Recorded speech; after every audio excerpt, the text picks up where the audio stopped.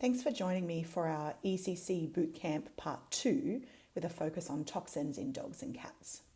Again, you can get a copy of my slides by scanning the QR code on this one, and it will take you to a Dropbox where I have a PDF version. So this content is based on the NAVLE species and diagnoses list, specifically the toxins, which are in the multisystemic section of both the dog and cat species list. You'll notice that there's some similarities between the two lists. For example, ethylene glycol and rodenticide toxicoses are on both lists, but there's actually a greater number of toxicoses on the cat list, even though they can be toxic to dogs as well. So I'm going to try and combine species, and I've created a list of 7 toxicoses that I'll review today. My resources for creating this PowerPoint have been textbooks, such as the Textbook of Emergency and Critical Care, as well as some toxicology textbooks. I've used some original literature, as well as some online resources, such as the fabulous eClinPath website from Cornell University. So we'll start with ethylene glycol, given that this is perhaps less commonly seen in Australia than it is in the United States. It's also a really important toxin to remember because it has an antidote. The most common form or source of ethylene glycol in the United States is antifreeze, but we actually use the same product in Australia. We just call it engine coolant instead. So it prevents the engine oil from either heating, getting too hot and boiling, or freezing at colder temperatures. But ethylene glycol is in a variety of other commercial products such as solvents, rust remover, film processing solutions, and more. The minimum lethal dose is quite small. It's around 4 to 6 mils per kilo in dogs, and much lower in cats, thought to be about 1.5 mil per kilo. Hopefully we have a history of ingestion, either witnessed ingestion or potential access in our dog and cat patients that clues us in that ethylene glycol might have been ingested. These patients also usually present early in the toxidrome with drunkenness, PUPD and vomiting, and may progress to seizures fairly early. Ethylene glycol metabolism is quite important to understand for the purposes of clinical practice, but also for taking your NAVLE. So I'll sort of walk through the steps, at least the ones that are most important for you to know. So ethylene glycol itself can cause some CNS depression and directly irritate the gastrointestinal tract, but it's unlikely to cause mortality in and of itself. It's actually the metabolites of ethylene glycol that are the cause of its lethality. The rate-limiting step in ethylene glycol metabolism is through the enzyme alcohol dehydrogenase, which exists in the liver. And so the antidotes that we use for the treatment of ethylene glycol toxicity are competitive inhibitors of alcohol dehydrogenase. If we can get these cases early and inhibit alcohol dehydrogenase, we prevent its conversion to the toxic metabolites and thereby mitigate the toxidrome, allowing ethylene glycol to be excreted. Once alcohol dehydrogenase can act on the ethylene glycol, though, it's metabolized to glycoaldehyde.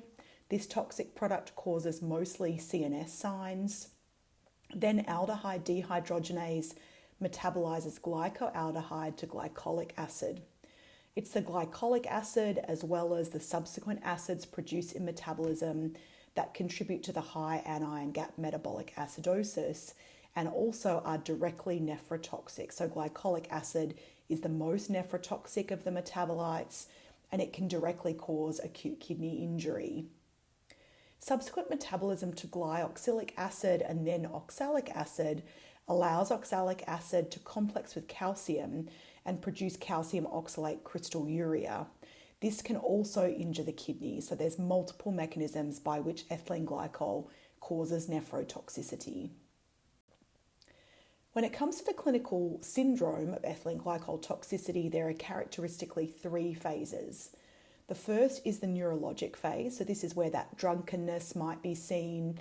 These patients can be lethargic and ataxic. If they ingest a high enough dose, they may even progress into a coma during this first phase. They can also develop an osmotic diuresis, and hence PUPD are common presenting complaints as well. Often they'll vomit. This is because of the direct GI irritation of ethylene glycol that I mentioned. And because some of the ethylene glycol formulations have a green dye in them to notify you of the presence of a toxin, their vomit may be green. But this green dye is not present in all formulations of ethylene glycol, and so its absence does not rule out exposure. Phase 2 are cardiorespiratory signs, but you may actually not identify this stage. So this stage may be clinically silent. This happens 12 to 24 hours after ingestion in dogs and a little bit earlier in cats. Cats not only have a lower toxic dose, but they progress through these phases much more quickly. So while cardiorespiratory signs can happen in phase 2, like tachycardia and dyspnea, they're often not noted. Phase 3 is when AKI develops, so this is 1 to 3 days in dogs, but usually within 12 to 24 hours in cats. And these patients will develop clinical signs associated with the uremic syndrome, so vomiting, anorexia, tyelism, as with any other patient with a severe acute kidney injury. And often they'll progress to oliguria or anuria quite rapidly, which is why ethylene glycol can be so devastating. From a diagnosis perspective, this high anion gap metabolic acidosis is very helpful. The peak of the high anion gap usually occurs within about 3 to 6 hours and continues for a couple of days after ingestion. Because calcium complexes with oxalic acid, the patients can become hypocalcemic. So both their ionized calcium, which is the biologically active form of calcium, as well as the total calcium can decrease, although this is not present in every case. Once they progress into stage 3, they'll of course develop azotemia, which can be quite severe. In the United States, there are some sort of point of care ethylene glycol tests available. They have differing accuracy in terms of sensitivity and specificity for detecting ethylene glycol in a dog urine or blood sample. And so they're a variable utility, but it is something worth being aware of. From a urinalysis perspective, these patients will become isosthenuric. If there is that green dye in the urine, their urine may fluoresce under a Woods lamp. And as kidney injury progresses, they can develop casts as indicative of tubular necrosis and calcium oxalate monohydrate crystalluria. So calcium oxalate monohydrate crystals are shown on the slide, and they can appear variably.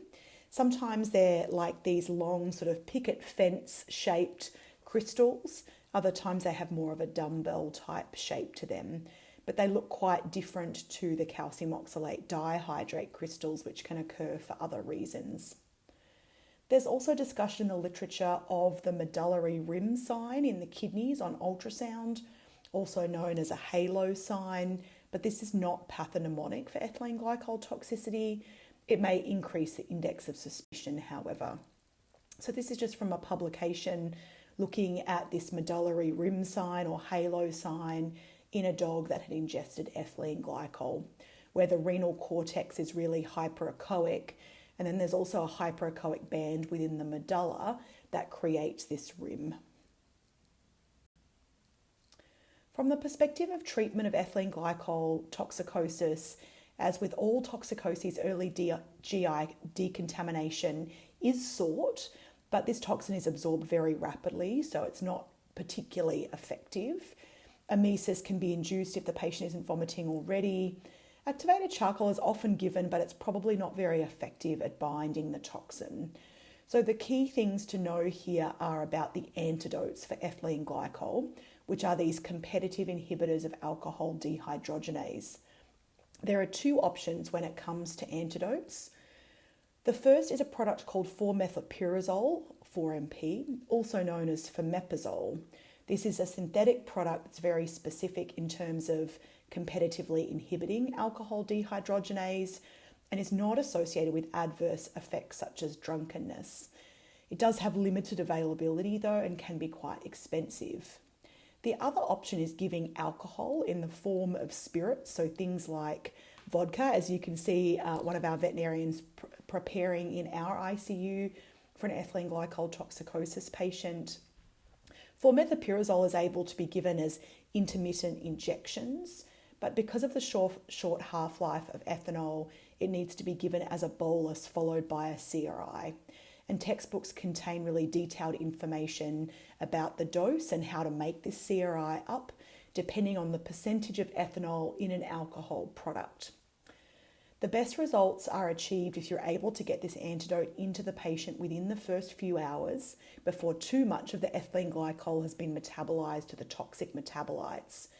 And once you've started an antidote, it's usually continued for at least 36 hours before the antidote is tapered and stopped. So being aware of these antidotes is really, really important. It's also important to know that one is not more effective than the other. It's just that ethanol has the side effect of drunkenness, which can result in our patients being potentially a bit unruly while in hospital. And so 4MP is often used if it's available and the owners can afford it. Concurrently, we're doing good supportive care, including intravenous fluid therapy. It's particularly important to keep up with the fluid losses in these patients because of that osmotic diuresis. So we need to make sure that they don't get dehydrated. You can also use hemodialysis in these cases. You can use it to remove the toxin if you get them within the first few hours after ingestion because it's a dialyzed toxin. It's also used to treat kidney injury that develops in that phase 3 of toxicosis. Unfortunately, though, by the time that AKI has developed, the prognosis is quite grave.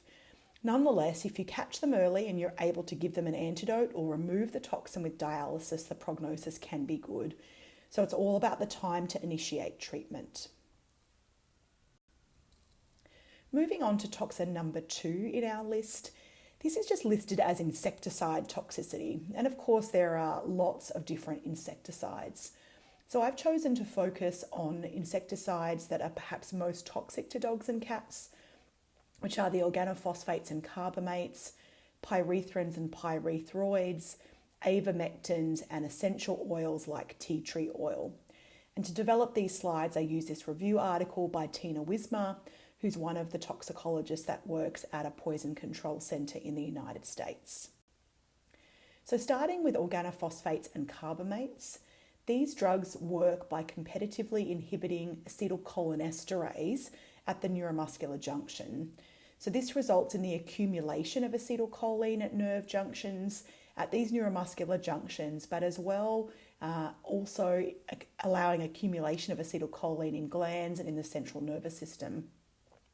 Excessive acetylcholine results in excessive stimulation of smooth muscle, as well as stimulation of glandular secretions, and has both stimulatory and inhibitory effects at the neuromuscular junction. These drugs differ a little bit in that organophosphates bind irreversibly to acetylcholinesterase, whereas carbamate binding is reversible. So recovery after irreversible binding requires synthesis of new enzyme.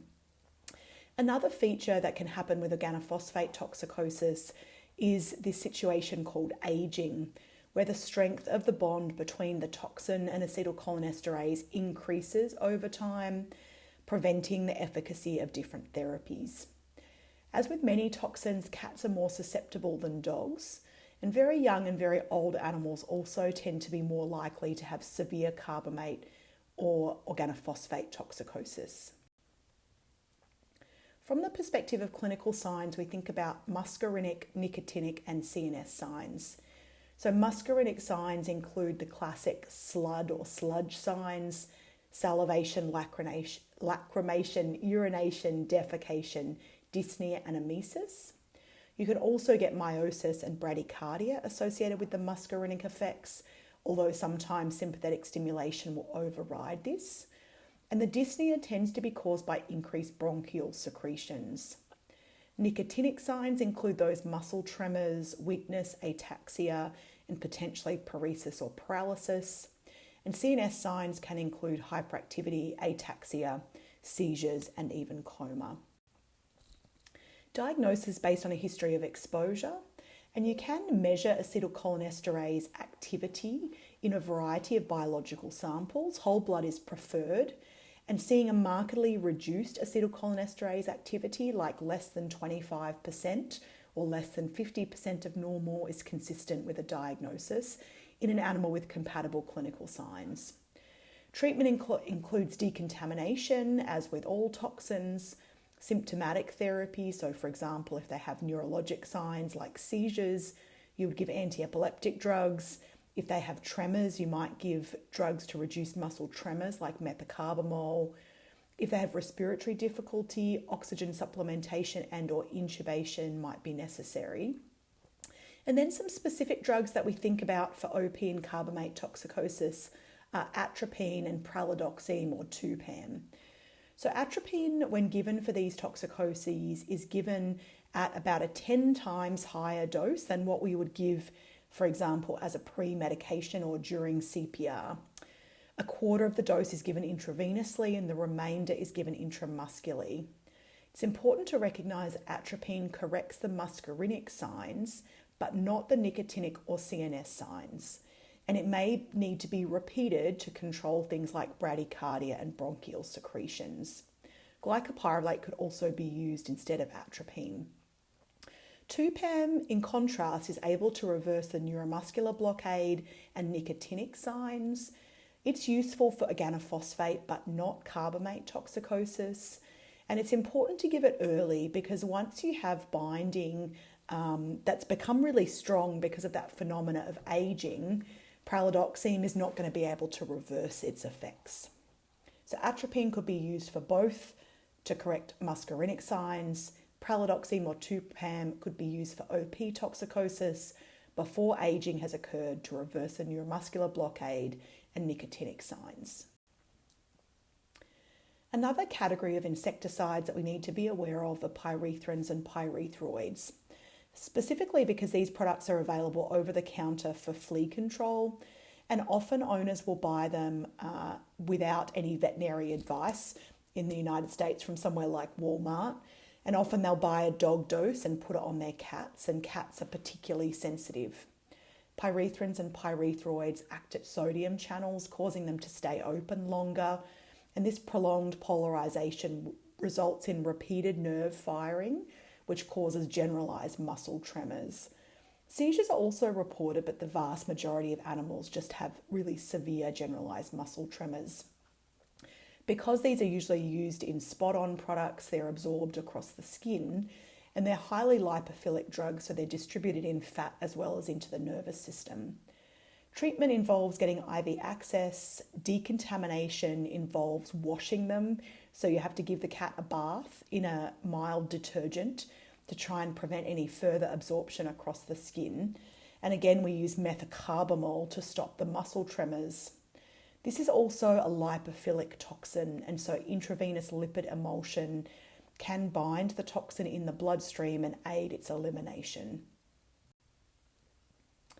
Another category of insecticides are the avermectins, so this includes drugs like ivermectin. These drugs at normal therapeutic doses, say for example heartworm prevention in a normal dog, are very safe, but at overdose situations they can cross the blood-brain barrier. They can also cross the blood-brain barrier in animals with the ABCB1, also known as the MDR1 mutation.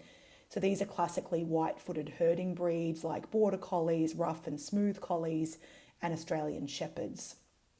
Once they do cross the blood-brain barrier, they act at GABA-gated chloride channels and cause a variety of neurologic signs, including blindness and altered mentation that can progress to stupor, coma, and death. Treatment is supportive and symptomatic. If they've had cutaneous exposure, you may again need dermal decontamination. And this is another drug that's lipophilic and so can be bound by intravenous lipid emulsion.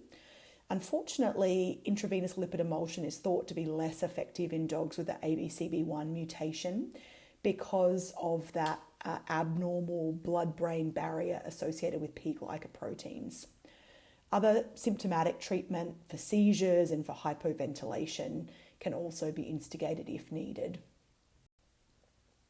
The last insecticide I wanted to talk about are the essential oils, things like tea tree oil. These vary widely in their toxicity and their mechanism of action is not known, but unfortunately some people use them as natural flea and tick treatments in dogs and cats. So they're using them to try and have a therapeutic effect, but cats are particularly sensitive to their toxic effects. So oral ingestion can result in GI signs as well as CNS depression, and inhalation can result in aspiration pneumonia. And lethal toxicosis of tea tree oil in cats has been reported. So it's recommended that tea tree oil is never used even as a spot-on product in a cat.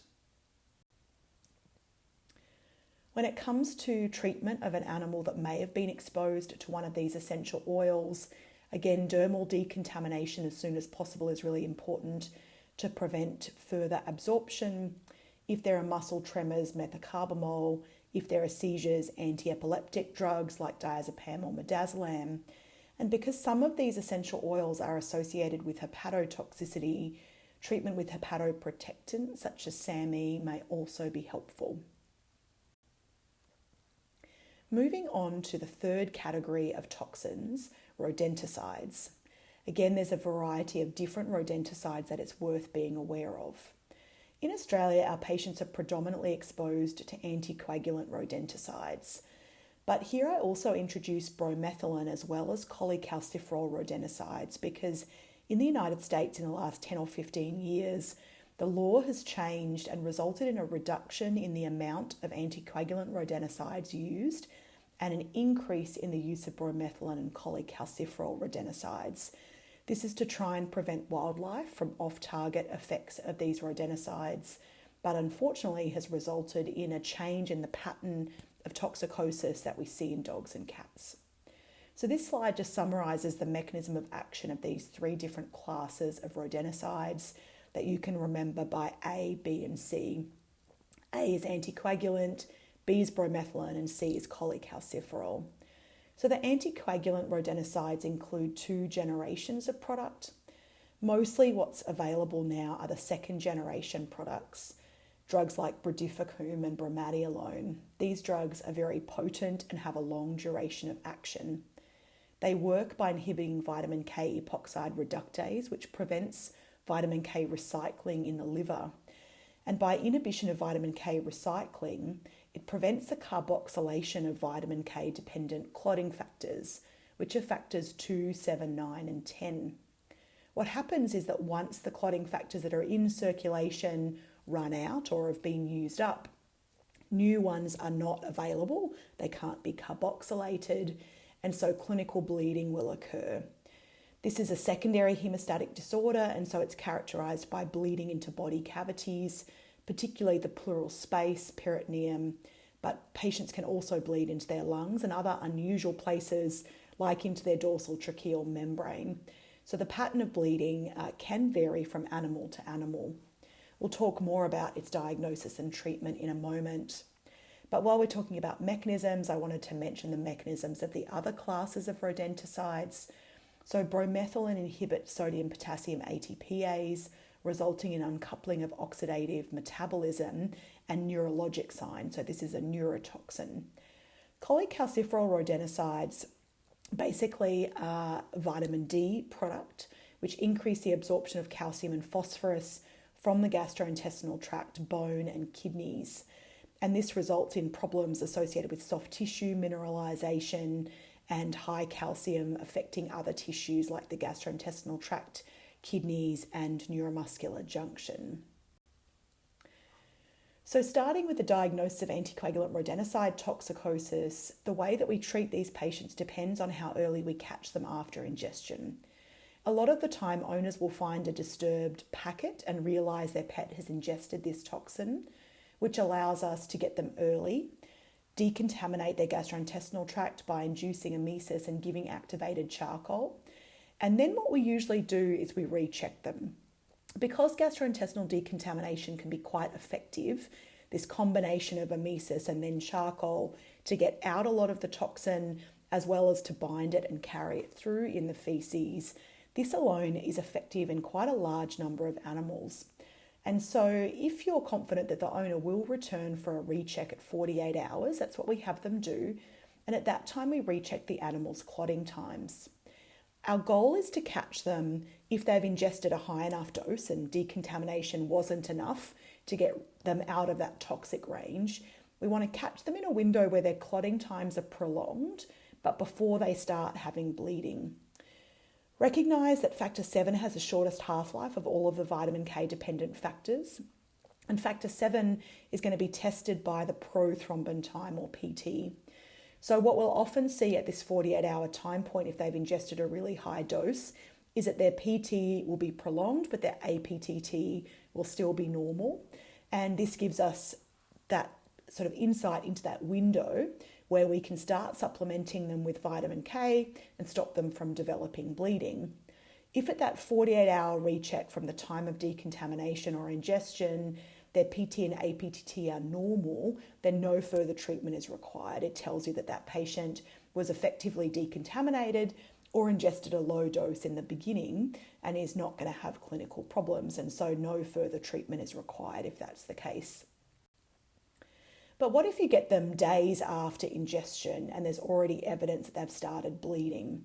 Well, often they're in shock. They have hemorrhagic shock. They might have evidence of blood loss, such as anemia and hypoproteinemia. And often you'll see, like this case with the slide, where the PT and APTT are both off the scale high. PT greater than 35 seconds, APTT greater than 200 seconds. If you measured activated clotting time, that would also be markedly prolonged in a case like this. So this combination of a history of exposure, for example, rat bait being out in a place where the dog could access it, evidence of blood loss and markedly prolonged clotting times should clue you in that anticoagulant rodenticide toxicity is a top differential diagnosis. When you read textbooks about this toxicity, it will also talk about measurement of PIVKAs, or proteins induced by vitamin K absence or antagonism. This is not something that we clinically use very often, but it is written in textbooks, so I thought that I would mention it. So these are basically the uncarboxylated clotting factors that have not been able to be carboxylated because of the absence of vitamin K. So those proteins being high is another indication of anticoagulant rodenticide toxicosis. So if they have prolonged clotting times, particularly if they're bleeding, then we want to treat them quite aggressively. We need to give them vitamin K1. The formulation that's most commonly available in the United States is a product given subcutaneously. In Australia, we do have a form that's safe to give IV, but the traditional formulation can cause anaphylaxis if given IV, so the traditional formulation is given subcutaneously or orally. Vitamin K is a fat-soluble vitamin. It's absorbed really well from the gastrointestinal tract in the presence of a standard dog food meal, which is quite high in fat. So when we dose vitamin K at home, we have the owners give it with a meal. If the patient is bleeding at the same time as their clotting factors are increased, their clotting times are increased, I should say, then we're also going to want to transfuse them with fresh frozen plasma in order to try to replace those clotting factors and stop the bleeding as quickly as possible. And if they've lost a significant amount of blood, you may need to give them some red blood cells back, either a packed red blood cell or whole blood transfusion, or an auto transfusion. So that's what we're actually doing in this picture on the slide. This dog has a significant pleural effusion as a result of anticoagulant rodenticide toxicity. We've given vitamin K and plasma, rechecked the clotting times, proved that the clotting times have come back to normal, and now we're tapping its pleural fluid and giving it back intravenously through a filter. So we're giving red blood cell carrying capacity back. We often also need to use crystalloids as part of our treatment of shock, and good supportive care is really important as well, particularly if they have breathing difficulty because of pleural effusion or hemorrhage into their lungs. Then they might need oxygen therapy, and careful handling until their clotting times are normal to minimise ongoing bleeding. Their prognosis is good, but if they've ingested a second generation anticoagulant rodenticide, these drugs have a really long half-life, and so we need to continue our vitamin K1 therapy for at least 3 to 4 weeks. And we like to recheck clotting times 2 days after stopping that course of vitamin K to make sure their clotting times remain normal, given that the half-life of some of these toxins can be in the order of a few hundred days. So that recheck after finishing therapy is important.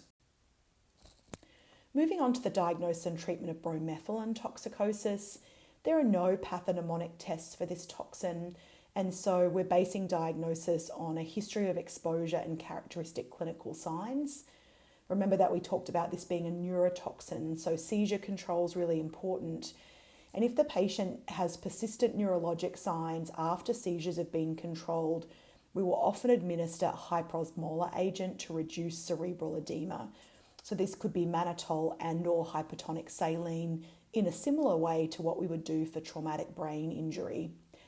If you catch them before they have neurologic signs, then it's safe to decontaminate with inducing emesis or even gastric lavage.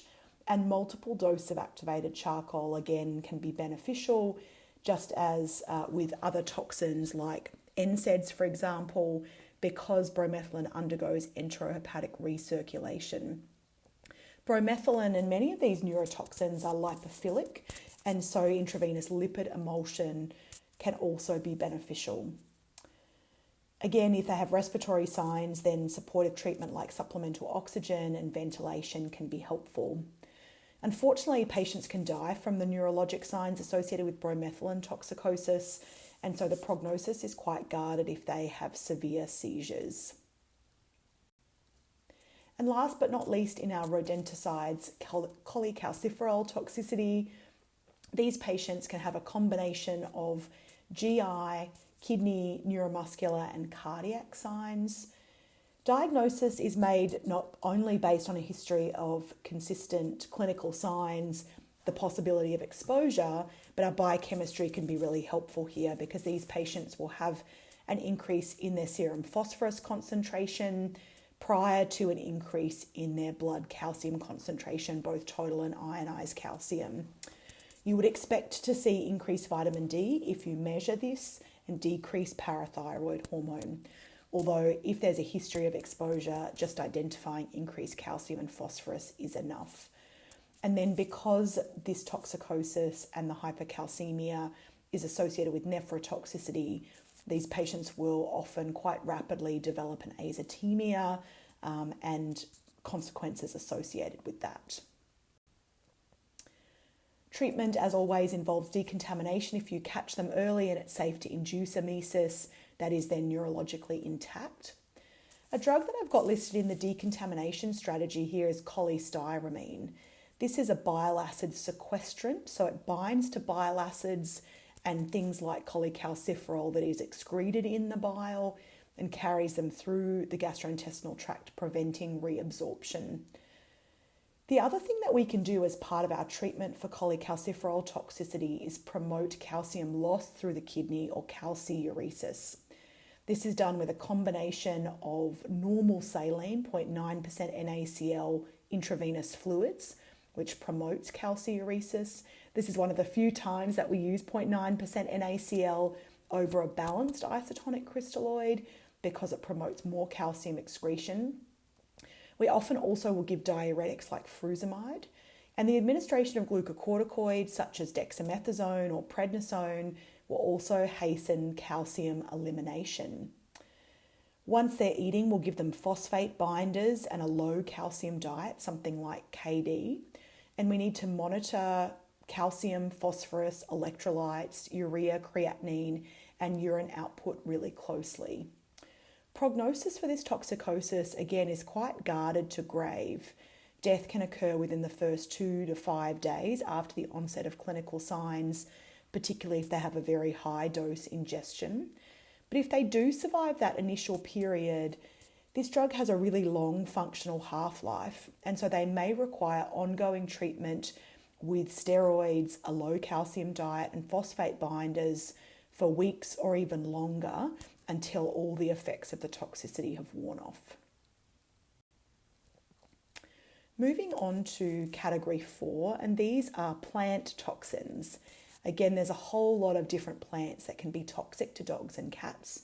I've just listed some of the most common here, and I've got some individual slides about lilies and marijuana, and then also some summary slides on the other toxins. So plants contain a variety of toxic principles. They can cause non-specific signs, GI signs, cardiac signs, neurologic signs, and some can cause hepatotoxicity and nephrotoxicity. This slide summarises the various different toxins, the toxic principle where it's known, and whether or not they cause toxicoses in these different kinds of categories. So for toxins that cause GI signs, often we're doing supportive treatment of those GI signs, so we're addressing their fluid balance. We often will use antacids if the toxin causes erosion in the gastrointestinal tract. And if they have evidence of erosion or ulceration, sucralfate can also be helpful as a band-aid. Of course, if they're nauseous or vomiting, antiemetics provide good supportive care. Cardiovascular signs can occur with some of these plants that contain cardiac glycosides or similar toxic mechanisms, and arrhythmias are treated symptomatically. So if they're bradycardic, we're going to give an anticholinergic like atropine. If they're tachycardic with a sinus or supraventricular tachycardia, we might use beta blockers to slow their heart rate down.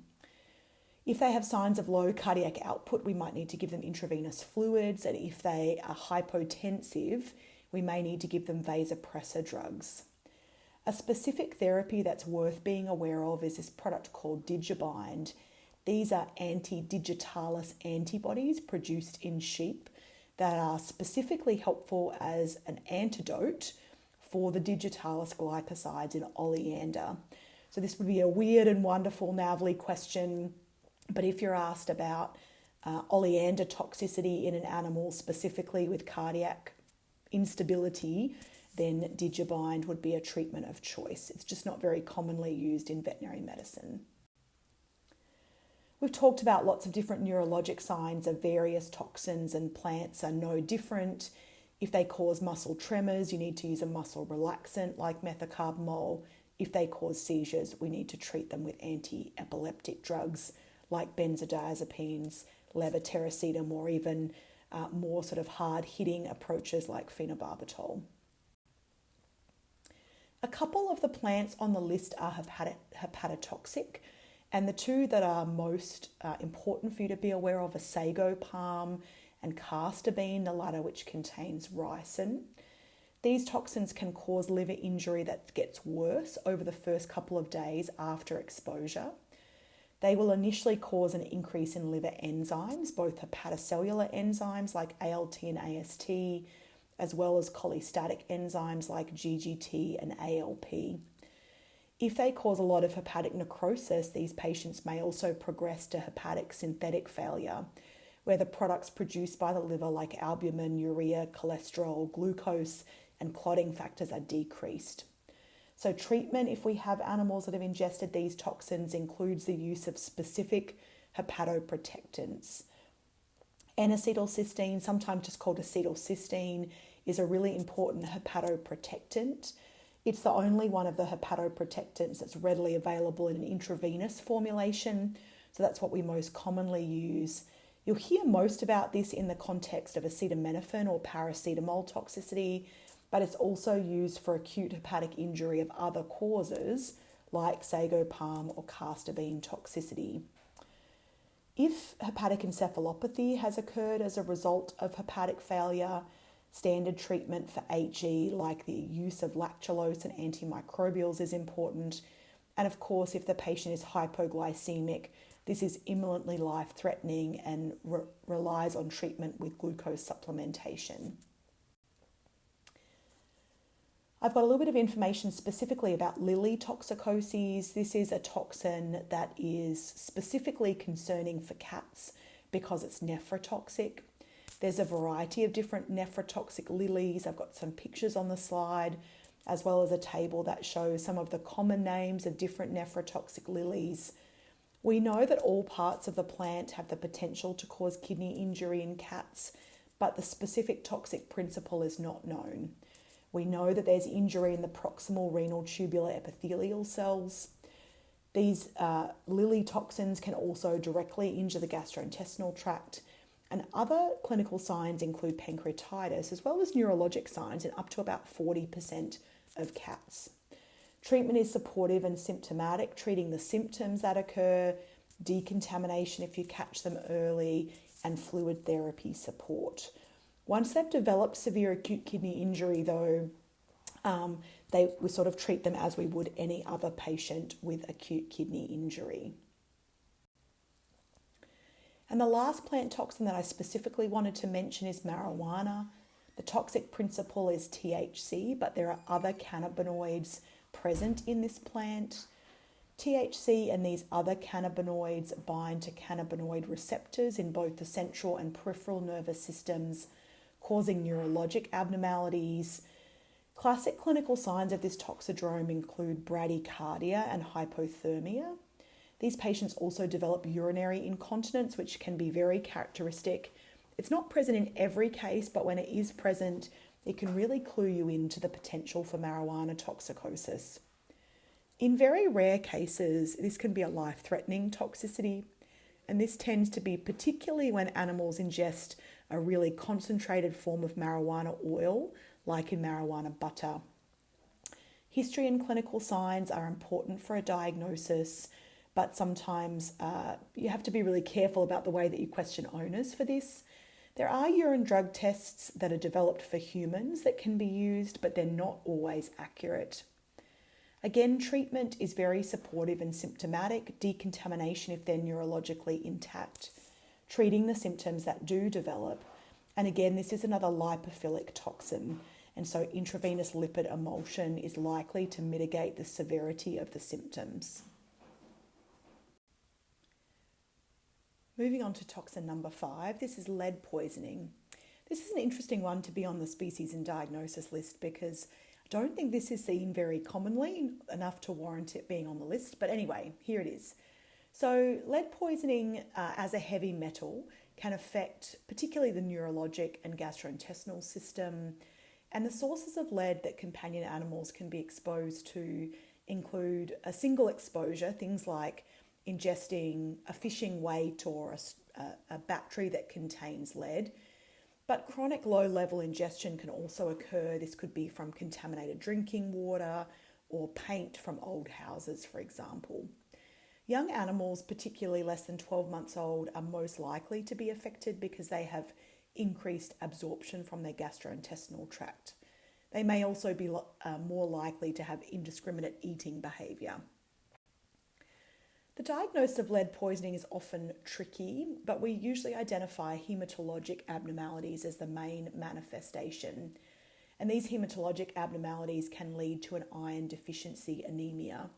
There's a really nice description of the mechanism of how this develops on eClinPath, an article written by Tracy Stokel. On blood smears, we can see abnormalities like basophilic stippling, nucleated red blood cells, and metarubricitosis, which is explained here. Another contributor to a diagnosis would be to identify radiopaque material in the gastrointestinal tract. It's not always present, but if it is there, it will increase your index of suspicion. And then measuring high serum lead concentrations can be confirmatory, but it's difficult because a lot of the lead is actually in the tissues, and so the serum concentrations are not always going to be representative of what's happening in the tissue beds. If you catch the early, then GI decontamination is valuable. Again, supportive and symptomatic treatment, but something unique to the treatment of heavy metal toxicosis, in this case lead, the availability of chelation agents. So these are substances that bind the toxin in the circulatory system and allow it to be excreted. So the most efficient parenteral chelating agent for lead poisoning is calcium EDTA. Other chelating agents are also available, including some that have oral formulations like penicillamine. It's important to recognise that these chelating agents are not the most safe drugs. In particular, they can cause nephrotoxicity, but nonetheless, they are indicated with very high dose ingestions. So being aware of chelating agents such as calcium EDTA is important. Number 6 is acetaminophen toxicity. So acetaminophen, of course, as you know, is a common over-the-counter drug that can even be used therapeutically as an analgesic in dogs. But cats are particularly sensitive. They're more sensitive because of reduced hepatic glucuronidation, which is one of the main metabolic pathways of acetaminophen. Acetaminophen is the terminology used in the United States. In Australia, we tend to more commonly call this drug paracetamol, but it's worth being aware that the term acetaminophen would be used in the NAVLE if a question was asked about this toxin. So acetaminophen normally undergoes metabolism by glucuronidation and sulfation. But when overdoses are ingested, it's metabolized by some cytochrome P enzymes in the liver to NAPQI, which is the toxic metabolite that can cause tissue injury, including hepatotoxicity and hepatic death. Glutathione is one of the mechanisms by which NAPQI can be converted into non-toxic metabolites, these cysteine and mercaptopuric acid metabolites. But if all the glutathione is used up, that is, there's not enough glutathione to decontaminate the NAPQI, then the toxic consequences of NAPQI are seen.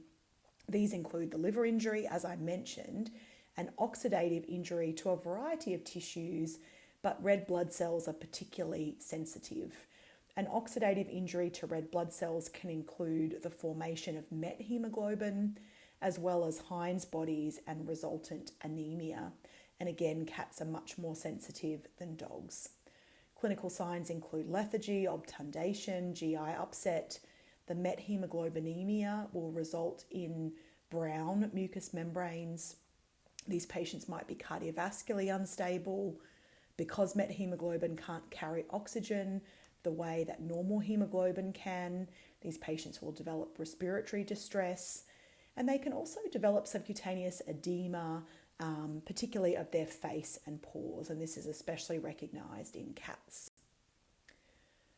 The mainstay of treatment of acetaminophen toxicity is the administration of N-acetylcysteine. I mentioned it earlier as a drug that we use for any patient with acute liver injury, but in acetaminophen toxicity it's particularly helpful because it is a glutathione precursor.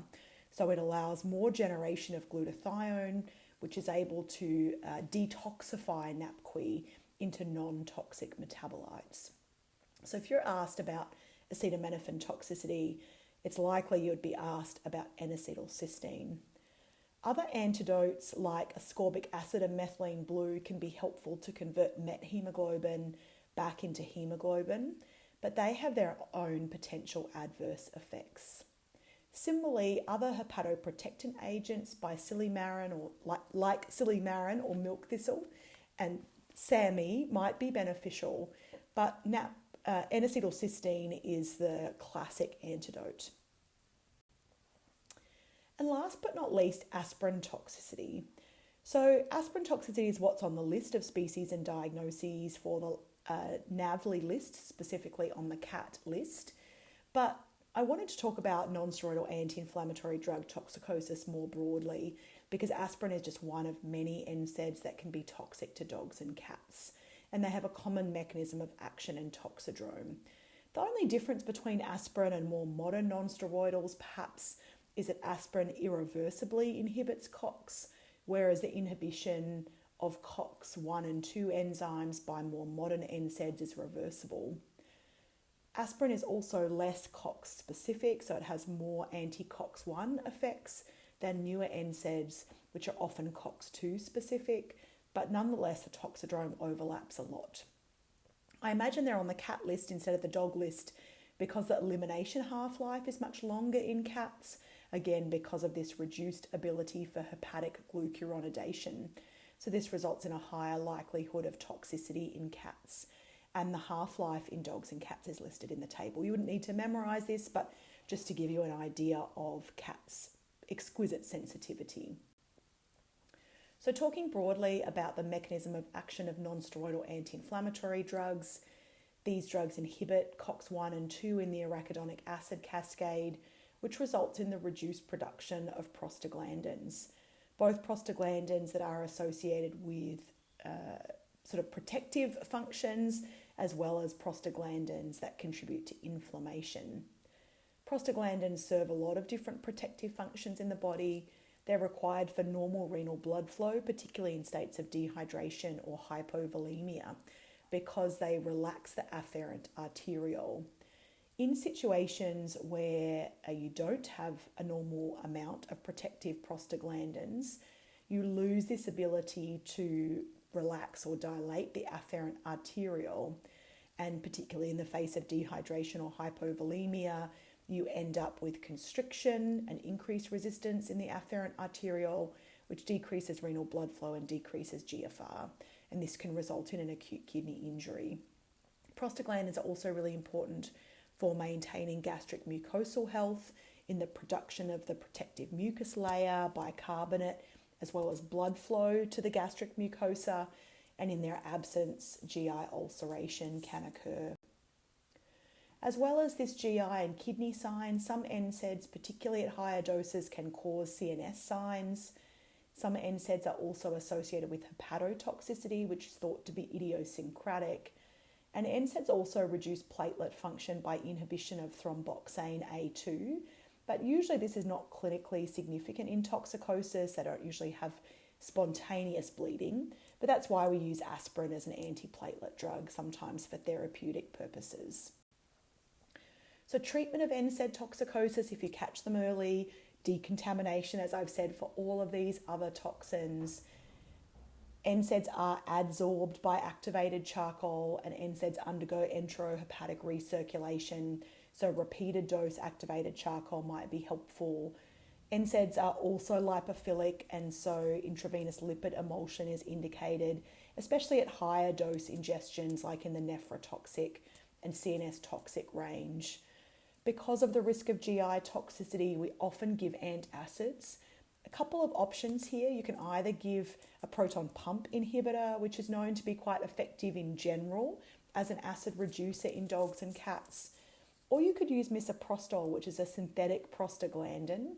The challenge with misoprostol is just that its dosing is hard because the tablets are in a human size, but misoprostol specifically provides prostaglandin, which serves in that protective role. So it has more of a direct antidote type quality than other kinds of antacids. Fluids to treat shock, rehydrate, provide for maintenance and ongoing losses are important, as well as good monitoring and supportive care, particularly keeping an eye on what their kidney values are doing and monitoring fluid balance and gastrointestinal signs. So that brings us to the end of our 7 toxins. With regard to the next steps for you guys as you prepare for your NAVLE, again, think about the things that you don't know well. Everybody has probably done different kinds of toxicology up until now. So think about testable points like the antidotes, for example, or specific nuances of treatment, and also work on writing practice questions for yourself that you can test yourself on. Again, a copy of my slides is available here, and thank you for joining me.